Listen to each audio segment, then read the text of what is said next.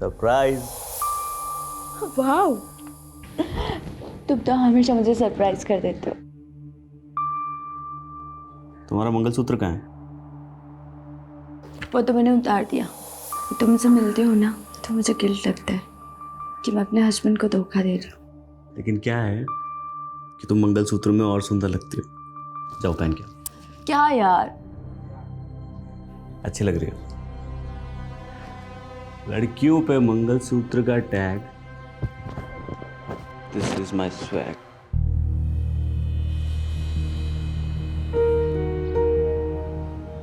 ये बुके मैंने तुम्हारे लिए बनाए हैं। पसंद आया तुम्हें? मुझे ये सब कुछ बिल्कुल पसंद नहीं। दर्पण बेटा 25 नंबर निकाल, 25 नंबर। अरे अरे aunty aunty aunty please please please, मुझसे नहीं, सब चीटिंग वीटिंग नहीं होता, प्लीज मुझसे ये सब मत करो आप। हाँ, जब ये डेट होती है और मंथ हो फेब तो क्या बात होती है। उस डेट में दिन में भी 14वीं की रात होती है, नंबर है 14। ये तो मेरे कार्ड में है। देखा आबा, फिर से मानसी का नंबर आ गया। मुझे तो लगता है ना पक्का कोई साजिश है। तो क्या कर सकते हैं, अब साजिश भी तो तुम्हारा बेटा ही कर रहा है। अरे आंटी अगर आप हार रही हो तो मुझ पे एलिगेशन मत लगाओ। मैं आदमी हूँ नेक और अगला नंबर है 1। ये मैं जीत गई। देखा, अब तो पक्का साजिश है, सुधा बता रहे हैं हम तुमको। अच्छा तो फिर हम भी हमारे पास से फेंक देते। आंटी तंबोला में पासे? मुझे आंटी मत बोलो। क्या हो गया मम्मी? क्या हो गया?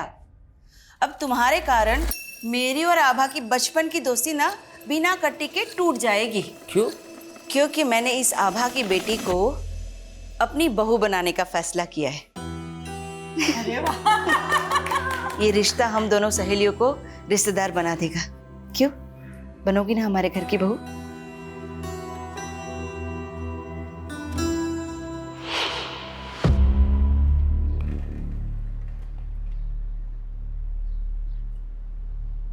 Neha, happy Valentine's day!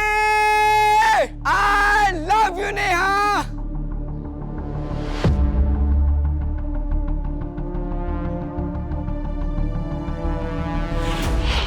अपनी एंगेजमेंट की सारी पिक्चर्स परफेक्टली पोज्ड है ना? बस एक कमी है, क्या? इनमें मेरे पापा नहीं है। काश वो होते तो। तुम अपने पापा को बहुत मिस करती हो ना? उन्हीं का ड्रीम था कि मैं आईएएस करूं। दर्पण, क्या हम शादी पोस्टपोन नहीं कर सकते? शादी के सेरेमनीज के बीच में मैं एग्जाम की तैयारी कैसे कर पाऊंगी? आई अंडरस्टैंड मानसी, लेकिन मम्मी का ये कहना है कि ये परफेक्ट मुहूर्त है शादी के लिए। देखो, हम दोनों मिलके ना कुछ एक अरेंजमेंट। भैया आपसे आई एम सॉरी, मुझे नहीं पता था भाभी आप यहाँ हो। कोई बात नहीं, मैं तुम्हें कॉल करती हूँ। बाय दीपक। बाय। क्या बात है? बहुत प्रॉब्लम हो रही है, बिजनेस में कोई ग्रोथ ही नहीं है। भाई ग्रोथ तो तभी होगी ना जब गर्लफ्रेंड के साथ पूरा टाइम स्पेंड नहीं करके काम पे ध्यान देगा तू। ऐसा नहीं है भैया, काम पे ध्यान दे रहा हूँ मैं, वो बस थोड़ी इन्वेस्टमेंट की जरूरत है। दीपक, अब तू भाई को मक्खन लगा रहा है। मैं ऑलरेडी इतना इन्वेस्टमेंट कर चुका हूं तेरे धंधे में, 25% भी उसका रिटर्न नहीं आया है। पर रिटर्न आएगा, थोड़ा टाइम लगता है ना, और इस बार थोड़ी इन्वेस्टमेंट की जरूरत है, बस 5 लाख रुपए चाहिए। 5 लाख? 5 लाख रुपए कहाँ से आएंगे? हाँ, अरे पता है ना तेरे भाई की शादी है, कितने खर्चे लगेंगे उसमें? माँ शादी है तो दहेज भी मिलेगा ना। और मानसी भाभी के घर वाले 5 लाख रुपए नहीं दे सकते। ये दीपक क्या बकवास कर रहा है? तू बोलना क्या चाह रहा है? मानसी की फैमिली से भी हम लोग दहेज लेंगे? भैया मेरा वो मतलब नहीं। एकदम निकम्मा है तू। हम लोगों का नाम डुबाना चाहता है क्या? हाँ मैं ही डूब रहा हूँ आप लोग का नाम ना यहाँ पे, और भैया बहुत रोशन कर रहा है आप लोग का नाम। कराओ इनकी शादी और देखो मेरी बर्बादी। ये लड़का पता नहीं कब सुधरेगा।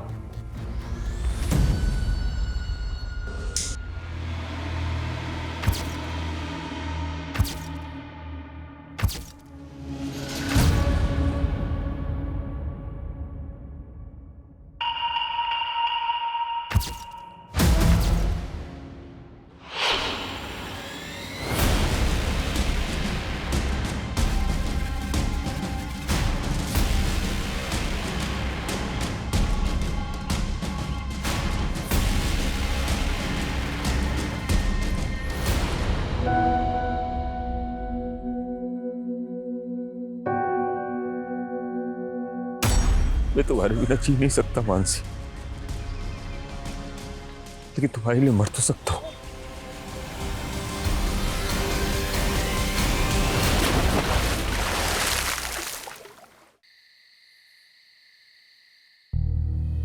क्या हुआ दर्पण, तुम पूरे सेरेमनी में इतने एक्साइटेड थे और अब तुम्हारा मुंह लटक गया। एक्चुअली ये बात मैं तुम्हें एंगेजमेंट से पहले बता देना चाहता था, लेकिन कभी ना हिम्मत नहीं कर पाया। लेकिन अब लगता है कि अगर चुप रहा तो इस रिश्ते को आगे नहीं बढ़ा पाऊंगा। ऐसा क्या हुआ है दर्पण? देखो, उससे पहले ना मेरी जिंदगी में एक लड़की थी, लेकिन अब हम दोनों के बीच में कुछ नहीं है, हमारा ब्रेकअप हो गया है। वो सिर्फ मेरा पास्ट था, तुम मेरा प्रेजेंट हो। अब हम दोनों के बीच में कोई नहीं आएगा। तुम्हारे कल से मुझे कोई फर्क नहीं पड़ता, क्योंकि आज तुम सिर्फ मेरे हो।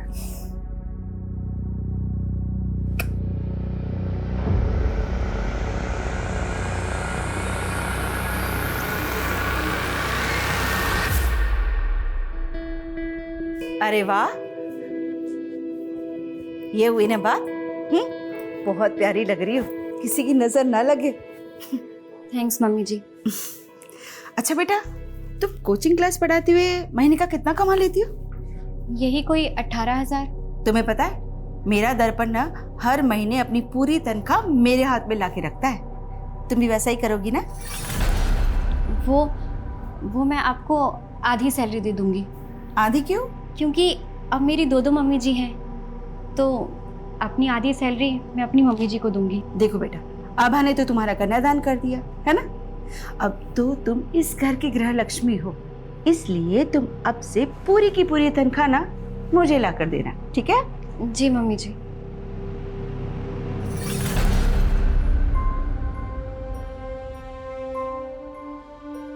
मानसी, मम्मी थोड़ी पुरानी ख्यालात की है, उन्हें तुम पॉजिटिवली लो। ये लो कुछ पैसे, तुम ये अपने घर वालों को दे देना। लेकिन मैं ये पैसे उन्हें नहीं दे सकती। क्यों नहीं दे सकती? मैं कोई गैर हूं क्या? अरे उनका दामाद हो। मैंने उन्हें प्रॉमिस किया है कि मैं आपको हमेशा खुश रखूंगा। प्रॉमिस किया था ना? हाँ, चलो इसे रखो और अभी स्माइल कर दो please please please please please.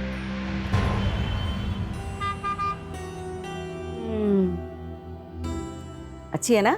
आप जब भी मार्केट आते हो यहाँ पे चाय पीना जरूर आती हो, है ना? हाँ, और हम मानसी को भी लेकर आएंगे, उसे बहुत अच्छा लगेगा, है ना? जरूर लाएंगे।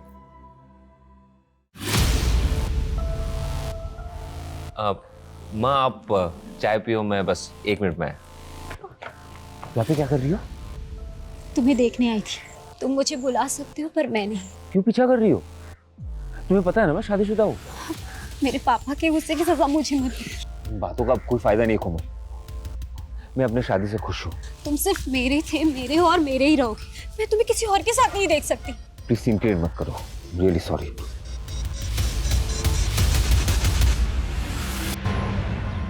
सर, मैं यहाँ सालों से पूरी डेडिकेशन के साथ कोचिंग दे रही हूँ और आपने मेरी आधी सैलरी काट ली।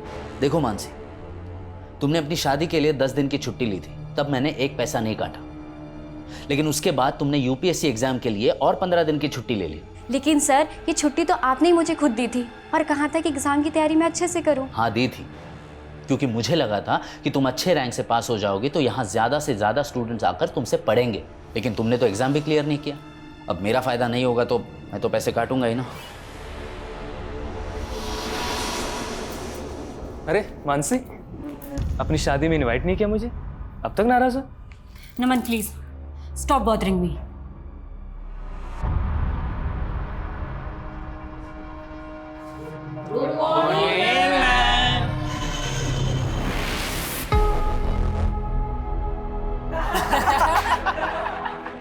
मैडम का हनीमून। युवराज, प्रतीक, न्यूटन का थर्ड लॉ पता है क्या है? मैम, न्यूटन का थर्ड लॉ? न्यूटन का थर्ड लॉ है every action there is equal and opposite reaction. गंदा सोचोगे तो गंध ही मिलेगी। ये रहा तुम्हारा तोहफा और मुझे भी मेरा तोहफा मिल जाना चाहिए, समझे? दर्पण, मैं खाना बना रही हूँ। I will call you back. माँ बाबा और दीपक तो शादी के फंक्शन में गए ना, तो फिर खाना किसके लिए बना रही हो? तुम और मैं है ना। मानसी, तुम्हें पता नहीं है क्या? स्पेशल नाइट है, शादी के बाद हमारा पहला वैलेंटाइन है। मैं इन सब डेज पे बिलीव नहीं करती। तो क्या हुआ, मैं तो मानता हूँ ना। देखो, मैंने ना तुम्हारे लिए एक सरप्राइज प्लान किया। पर दर्पण,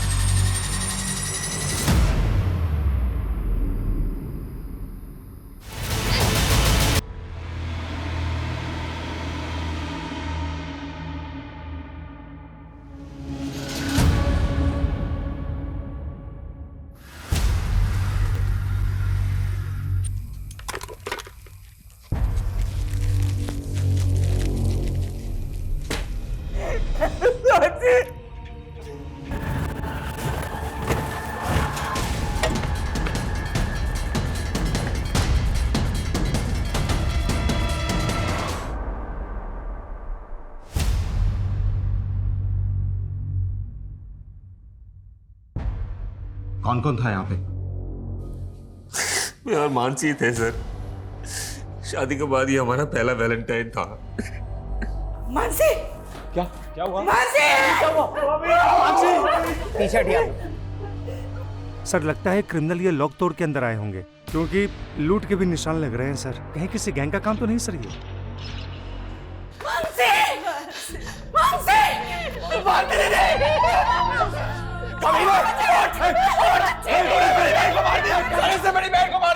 क्या बकवास कर रहा है पुलकित? सही तो बोल रहा है मेरा बेटा। सर इन्होंने हमसे दहेज मांगा था, हम लोग नहीं दे पाए तो मार दिया मेरी बेटी को। सर कैसी बातें कर रही है तू आबा? तेरी बेटी को मैंने अपनी बेटी की तरह माना। बात बोल। सर इसने, मेरी बेटी के पति ने इसने छोड़ोगे नहीं। इसने मेरी बेटी को मारा, मैं छोड़ोगे नहीं। बात मैंने कुछ नहीं किया। जब मानसी का मर्डर हुआ, तेरे अलावा घर पर कोई नहीं था। अब सच सच बोल, किसने मारा उसे? बोल। मुझे जितना मारना है आप मुझे मार लीजिए इंस्पेक्टर साहब, लेकिन ये मत कहिए कि मैंने उसे मारा है। सर, इसके बाप ने इसकी जमानत करवा ली है।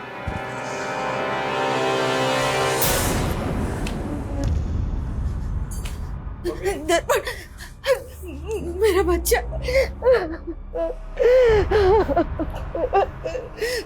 माँ फिक्र मत करो, मानसी के घर वाले कुछ नहीं कर पाएंगे।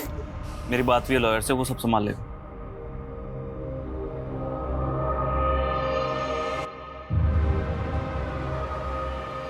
मानसी मेरी जिंदगी थी, उसके जाने के बाद मेरी जिंदगी का कोई मतलब नहीं है, लेकिन फिर भी मुझे उसका कातिल बोला जा रहा है। नहीं बर्दाश्त हो रहा मुझसे। मैं मानसी के बिना जीना नहीं चाहता, इसलिए आत्महत्या कर रहा हूं। मैं तुम्हारे बिना जी नहीं सकता मानसी।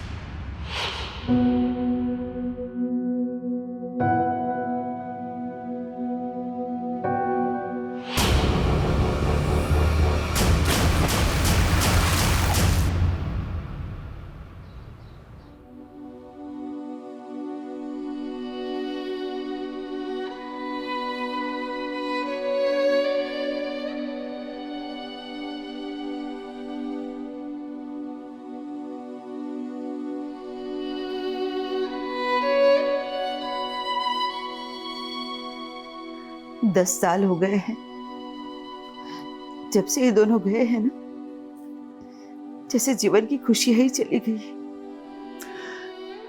इनकी कमी तो पूरी नहीं की जा सकती सुधा, लेकिन आज दीपक की सगाई है, उसकी खुशियों के लिए तो हमें जीना ही होगा ना।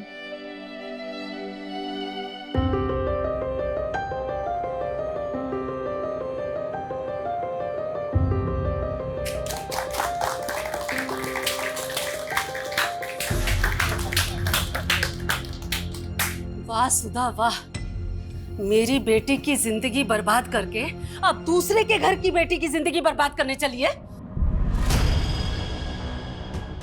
तुमने अगर अपनी बेटी खोई है ना, तो हमने भी अपना बेटा खोया है। अगर तुमने पहले ही हम पर भरोसा किया होता ना, तो ये दिन नहीं देखना पड़ता। भरोसे के लायक हो तुम लोग, हाँ? अरे एकदम घटिया लोग हैं ये। पुलकित मत कर। इस दीपक के बड़े भाई ने मेरी बहन से शादी करके उसका मर्डर कर दिया। अब ये आपकी बेटी को भी नहीं छोड़ेंगे। हाँ। ऐसा कुछ नहीं, झूठ बोल रही है इशिका। पापा कैसे लोग हैं? नहीं करनी मुझे यहाँ शादी। और तुम बर्फी देवी जी सुनिए, मेरी बात सुनिए। अरे ऐसा कुछ छोड़ूंगा नहीं तुझे मैं। मेरे बेटे को मारा तूने। पुलिस बुलाओ। पुलकित, बस दीपक, बस झगड़ा नहीं करना। बहुत हो गया पुलकित। दीपक क्या कर रहा है? दीपक क्या मसला है? सर, इस दीपक के भाई ने मेरी बहन को मारा था। बहन को मारा था? सर वो एक 10 साल पुराना केस था। हाँ, मेरे बेटे ने कुछ नहीं किया था। इनके झूठे आरोप है सारे। हमारे आरोप झूठे नहीं थे सर। एक मिनट। जो सर सच्चाई भी ना बताएं, मेरी बेटे की वो लाश आज भी सर मुझे वो दिन याद आता है। मेरा दिल सहम जाता है। हम भी सहम गए थे और मेरा बेटा भी। इनके झूठे आरोपों की वजह से मेरा बेटे ने आत्महत्या कर ली। हाँ।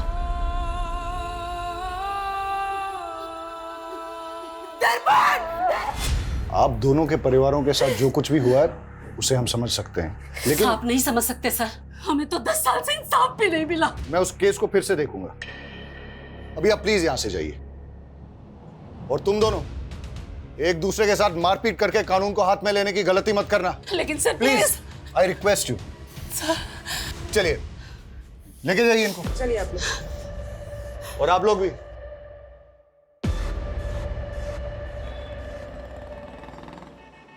हेलो। हाँ हाँ सुधा, अरे कहाँ हो तुम? मैं बाजार आई थी सब्जियां लेने के लिए। घर में एक भी सब्जी नहीं थी। अरे तो इतनी रात को जाने की क्या जरूरत थी? यहाँ घर में कुछ ना कुछ फ्रिज में रहता ही है ना। अरे आप तो खा लेते, लेकिन दीपक नहीं खाने वाला ना, उसके तो 100 नखरे हैं। हाँ। अरे लगता है दीपक आ गया। तुम भी जल्दी आओ, मैं देखता हूँ दरवाजे पे, ठीक है?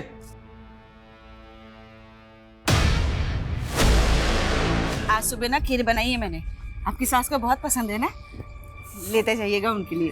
अरे हाँ दीदी, आपके हाथों की खीर की बहुत तारीफ करती है मेरी माँ जी। अच्छा, आज खिला भी दीजिएगा। अरुण जी!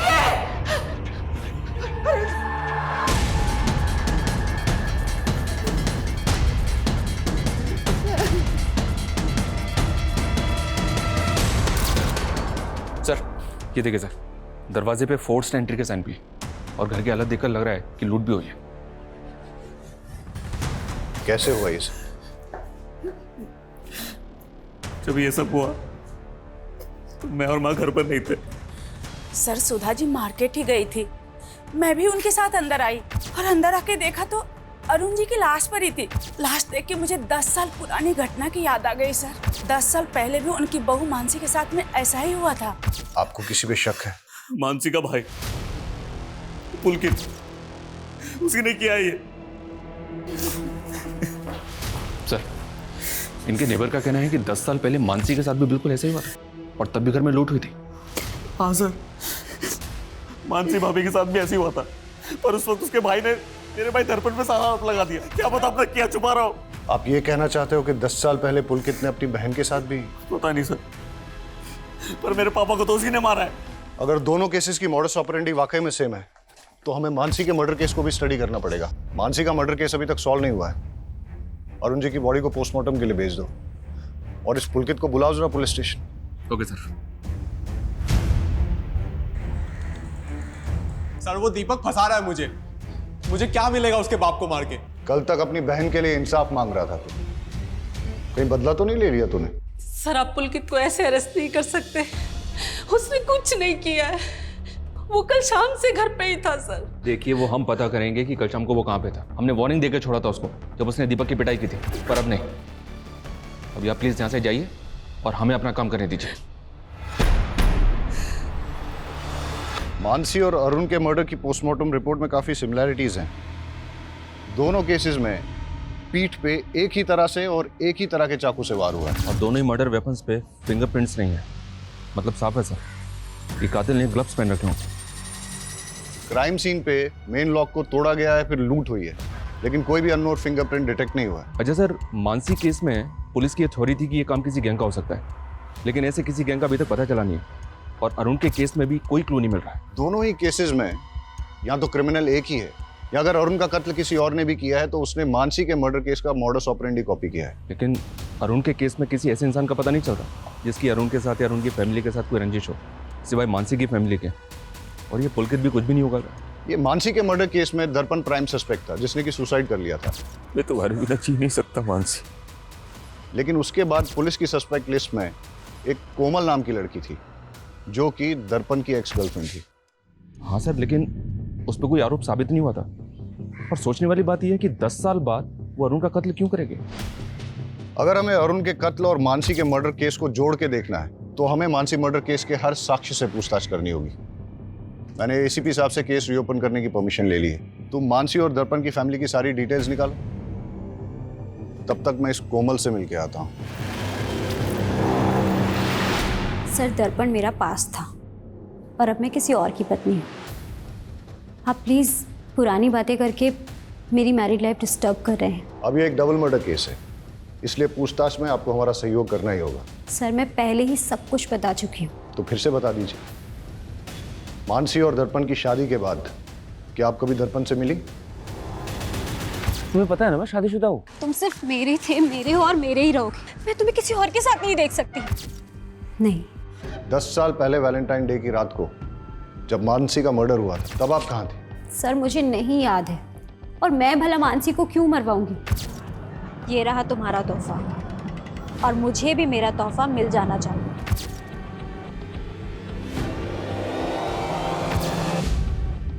आपका और दर्पण का ब्रेकअप क्यों हुआ? क्योंकि मेरे पापा नहीं चाहते थे कि मैं दर्पण से शादी करूं। आपके पापा पॉलिटिकल लीडर थे? जी। मानसी के मर्डर और दर्पण के सुसाइड केस की इन्वेस्टिगेशन का रडार जब आपके ऊपर आया, उसके बाद उन्होंने काफी कुछ मैनिपुलेट करने की कोशिश की थी। सर, मेरे ऊपर झूठे आरोप लगाए गए थे, मेरे कैरेक्टर पे उंगली उठाई जा रही थी। इनफैक्ट आप समझ भी नहीं सकते कि मैंने क्या क्या सहा था, पर लास्ट में मेरे खिलाफ कुछ साबित नहीं हो पाया। मानसी का मर्डर केस अब रीओपन हुआ है। अगर आपके स्टेटमेंट में कुछ भी झूठ निकला तो फिर आप देख लीजिएगा।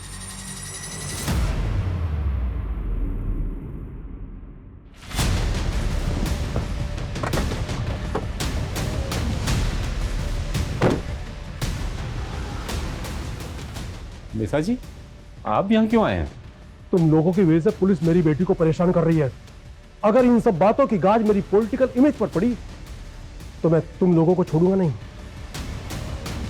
इसलिए कल मीडिया के सामने जाइए और ये कहिए कि इस केस का मेरा और मेरी बेटी से कोई संबंध नहीं है।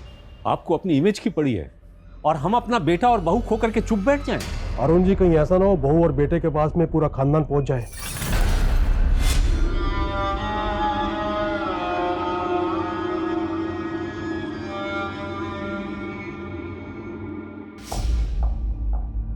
मेरी बेटी की अच्छी सास बनने का नाटक तूने बहुत कर लिया सुधा।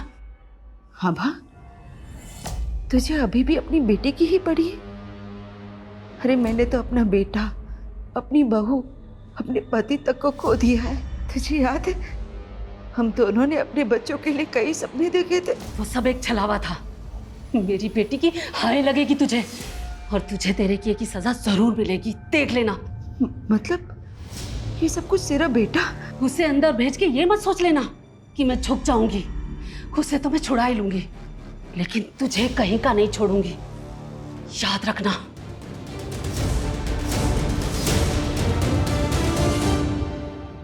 दस साल पहले पुलिस ने जब दर्पण को रिमांड पे लिया था तो उसने बयान दिया था कि मानसी जिस कोचिंग इंस्टीट्यूट में पढ़ाने जाया करती थी उसको लेकर वो काफी ज्यादा अपसेट थी। लेकिन सर, केस फाइल देख के लग नहीं रहा है कि पुलिस ने ज्यादा इंक्वायरी की थी। चलो अब हम इंक्वायरी करते हैं। ये आप क्या बोल रहे हैं सर? 10 साल हो गए, मानसी का कातिल पकड़ा ही नहीं गया? क्यों, आपको नहीं मालूम कि केस अभी तक भी ओपन है? नहीं सर। आई होप आपको मानसी से जुड़ी 10 साल पुरानी बातें याद हों। जी, कुछ कुछ। मानसी को आपसे कोई प्रॉब्लम तो नहीं थी? मुझसे? अब मेरा फायदा नहीं होगा तो मैं तो पैसे काटूंगा ही ना। नहीं सर।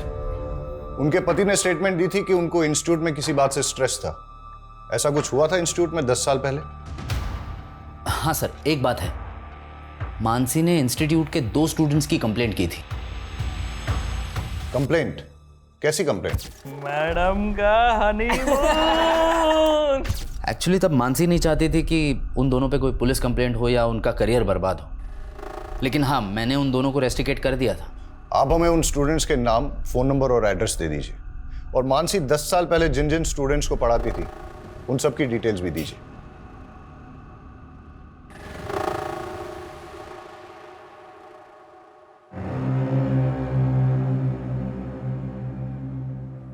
मम्मी,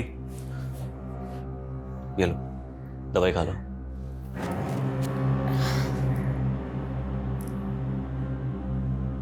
ये लो।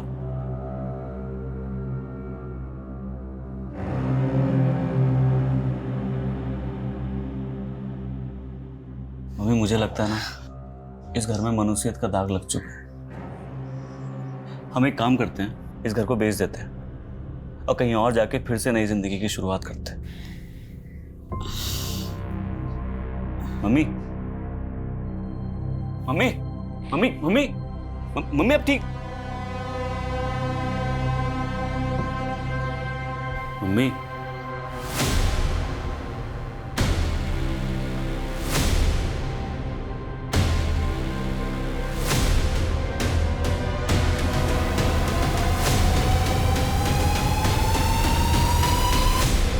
सर हम मानते हैं कि हम उस टाइम पे थोड़ा शरारती थे, लेकिन शरारती? बालिग थे तुम।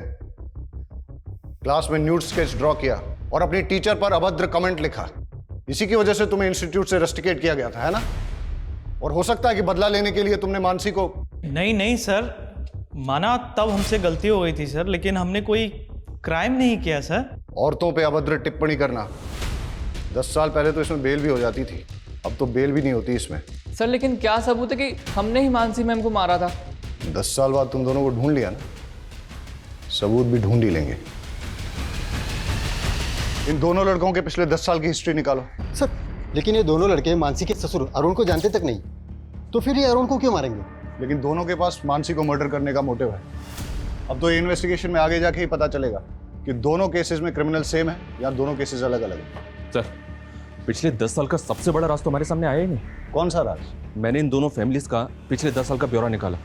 मानसी की बहन श्रद्धा की शादी मानसी की मौत के महज 25 दिन के बाद हो गई थी। अक्सर लोग फैमिली मेंबर की डेथ के बाद तकरीबन 1 साल तक कोई मांगलिक कार्य करते नहीं है। लेकिन श्रद्धा की शादी का इस केस से क्या लेना देना? श्रद्धा के CDR में एक अनाथाश्रम का नंबर मिला सर, यहाँ श्रद्धा पिछले 10 साल से आ जा रही है। आश्रम में इंक्वायरी की तो पता चला कि श्रद्धा वहाँ मानसी की बेटी से मिलने जाती है। मानसी की बेटी? सर वो मानसी दीदी नहीं चाहती थी कि किसी को ये बात पता लगे। लेकिन इसके बारे में आपके माँ या भाई ने भी कभी कुछ ऐसा बताया नहीं हमें। सर उन्हें बदनामी का डर था, लेकिन सच बात तो ये है कि दर्पण जी से शादी करने से पहले ही दीदी ने उस लड़की को जन्म दिया था। लेकिन इस बात का उनके मर्डर से कोई लेना देना नहीं हो सकता। ये आप डिसाइड नहीं करेंगे, आप हमें सिर्फ इतना बताइए कि उस बच्ची का पिता कौन है? नमन झा, वो दीदी के साथ इंस्टीट्यूट में पढ़ाते थे। मेरे और मानसी की बेटी? क्या मजाक कर रहे हैं सर, हम दोनों तो सिर्फ कलीग्स थे, यहाँ तक कि दोस्त भी नहीं थे सर। कमाल है, फिर भी मानसी को लव लेटर्स और गिफ्ट्स भेजा करते थे। ये मानसी की बहन ने दिखाया है हमें सब। वो सर, मैं मानसी को पसंद करता था, लेकिन प्यार सर एक तरफा था मेरा। बच्चा कहाँ से आया? सर वही तो मैं बोल रहा हूँ, मेरे और मानसी के बीच फिजिकल रिलेशन था ही नहीं, तो बच्चा कहाँ से होगा? DNA टेस्ट करवाओ इसका।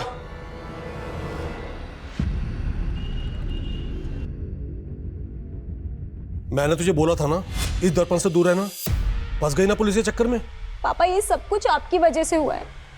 आपने क्यों मुझे और दर्पण को शादी नहीं करने दी? उसकी वजह से उसे मानसी से शादी करनी पड़ी और मुसीबत में मैं फंस गई। डोंट वरी बेटा, बेटा भले ही मैं पावर में नहीं हूं, लेकिन फिर भी इतना पावरफुल हूं कि तुझे छोटी मोटी मुसीबत से निकाल सकूं। सरप्राइज। वाह, तुम तो हमेशा मुझे सरप्राइज कर देते हो। तुम्हारा मंगलसूत्र कहाँ है? वो तो मैंने उतार दिया। तुम मुझसे मिलते हो ना तो मुझे गिल्ट लगता है कि मैं अपने हस्बैंड को धोखा दे रही हूँ। लेकिन क्या है कि तुम मंगलसूत्र में और सुंदर लगती हो। जाओ पहन के आओ। क्या यार, तुम मुझसे प्यार करते हो मंगलसूत्र से? मुझे कुंवारी लड़कियां पसंद ही नहीं आती। जाओ पहन के आओ। अरे यार, मुझे नहीं पहनना मंगलसूत्र। मेरे साथ रहना है ना?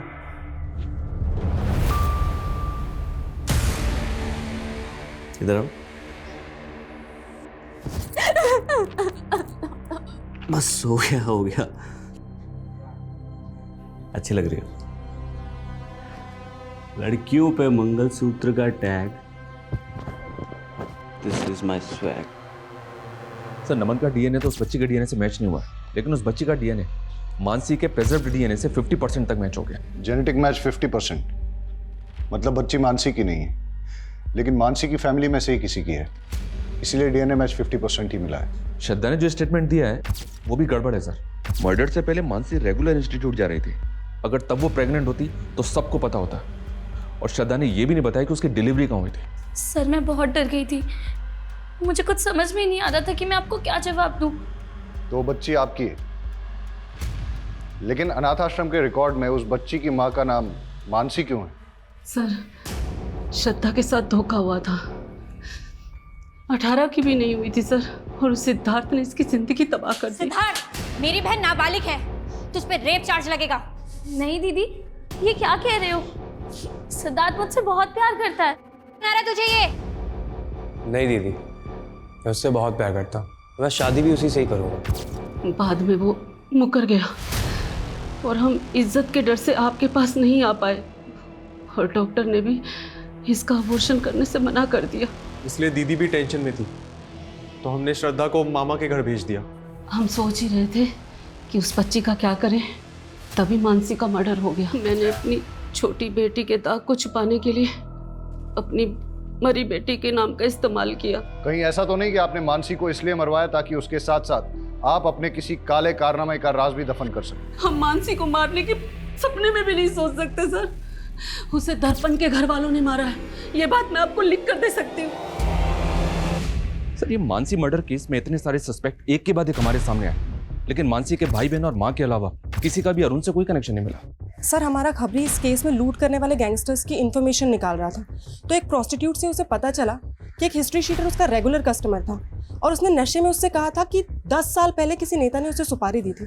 कौन सा नेता? सर ये तो पता नहीं चला, लेकिन सर कोमल का बाप भी नेता था। भले ही मैं पावर में नहीं हूँ, लेकिन फिर भी इतना पावरफुल हूँ कि तुझे छोटी मोटी मुसीबत से निकाल सकूं। और 3 साल पहले उसकी डेथ हो गई। और वो हिस्ट्री शीटर कौन है?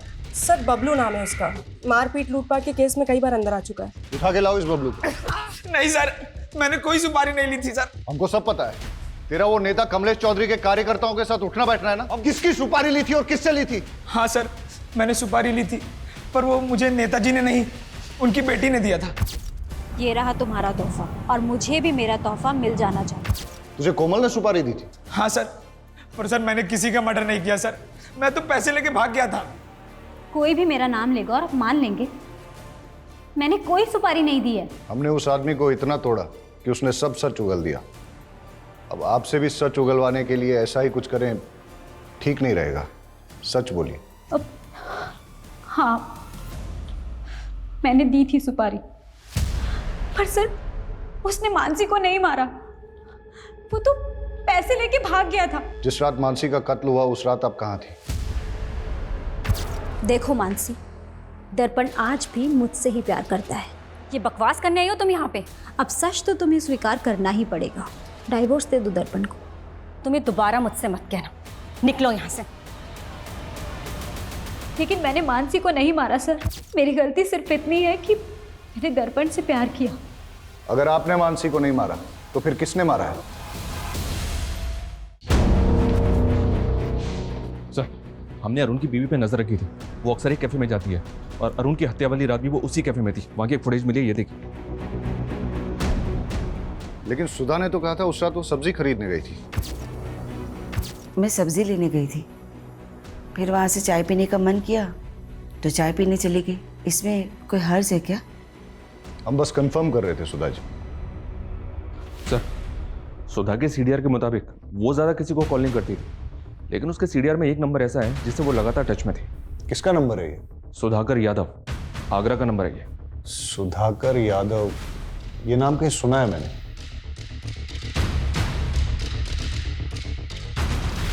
मानसी मर्डर केस में इससे पूछताछ हुई थी, दर्पण का दोस्त है ये, मिलते हैं इससे। सर मैं ही सुधाकर हूँ, लेकिन मैंने कभी भी दर्पण की माँ को कॉल नहीं किया है। सुधा के कॉल डिटेल्स में ही मिला है हमें ये नंबर आप ही के नाम पे है ना? सर मैंने कभी ये नंबर लिया ही नहीं। ये नंबर आपके ही आईडी पे लिया गया है, आपने नहीं लिया तो किसने लिया है? सर मुझे कुछ समझ में नहीं आ रहा है। आपने अपने ओरिजिनल डॉक्यूमेंट्स कभी किसी को दिए? यार दर्पण पक्का मेरा काम हो जाएगा कृषि विभाग का।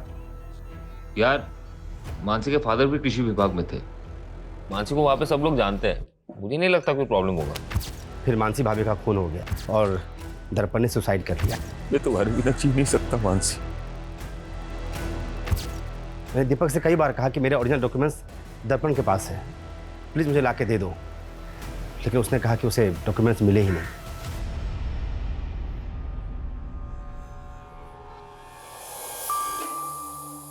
इतना ही पसंद है तो अपने नाम का मंगलसूत्र क्यों नहीं बना देते? तू पागल हो गई है क्या? शादी कुंवारी लड़कियों से की जाती है। कल तक तो तुम्हें शादीशुदा लड़कियां पसंद थी, अब कोई और पसंद आ गई क्या? क्या हो गया तुझे? जैसे चल रहा है वैसे चलने देना। नहीं चलेगा। अब मैं तुम्हारी बातों में नहीं आने वाली। मुझे मना करेगी?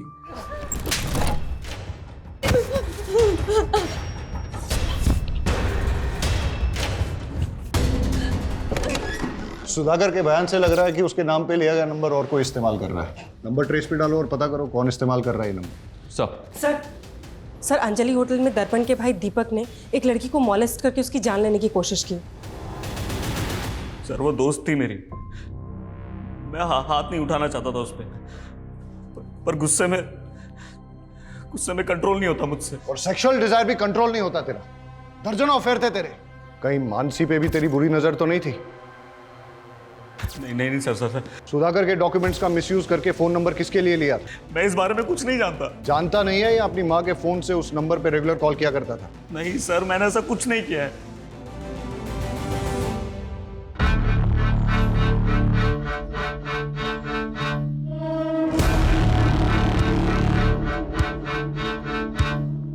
वेटर,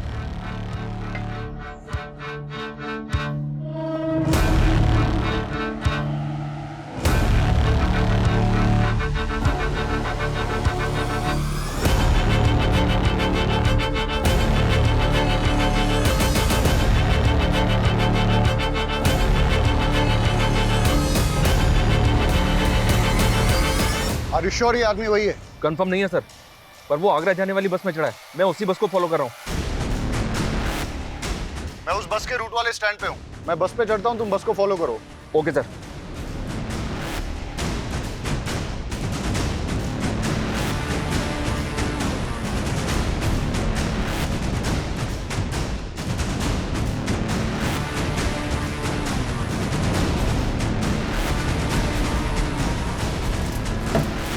मुझे ऐसा लगता है मैंने आपको कहीं देखा है। जी नहीं, मैं तो आपको नहीं जानता। अब मेरा स्टॉप आ गया है। Excuse me. भैया रुक जाओ, मेरा स्टॉप आ गया है। अरे भैया जल्दी रुको ना यहाँ पे। हेलो, गाड़ी रोको।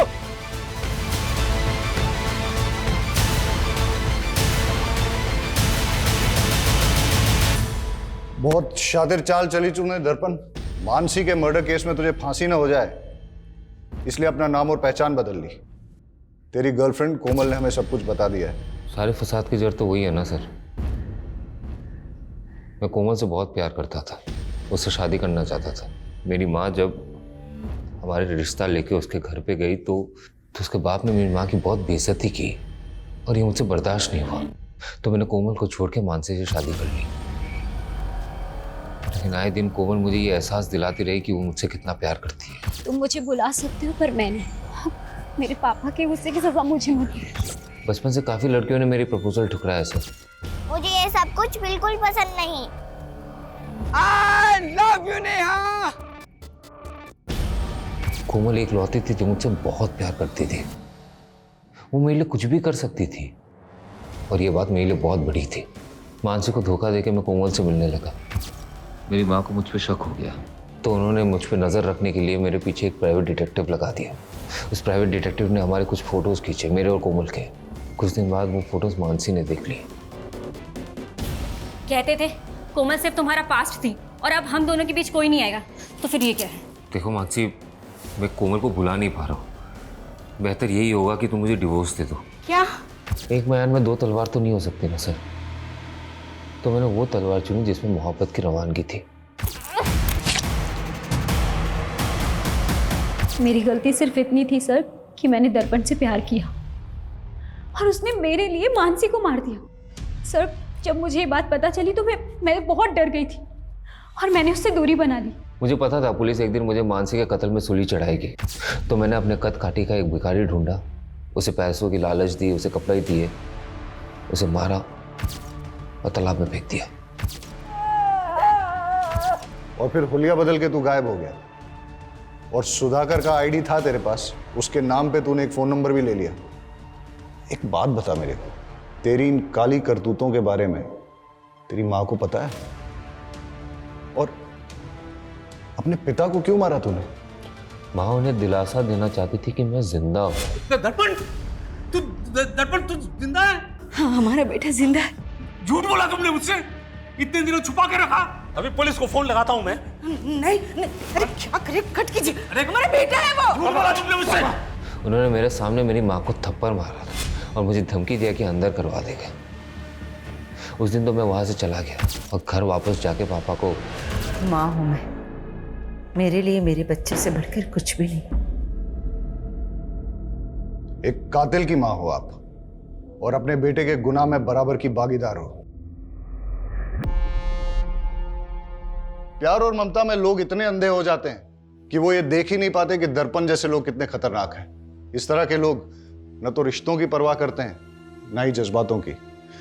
और अक्सर ऐसे लोगों को पहचानने में हम लोग गलती कर देते हैं। आज भी हमारे देश में कई औरतें ऐसी हैं जो अपने पति के अत्याचार और घरेलू हिंसा की शिकार हैं, लेकिन जीवन भर सहती रहती हैं।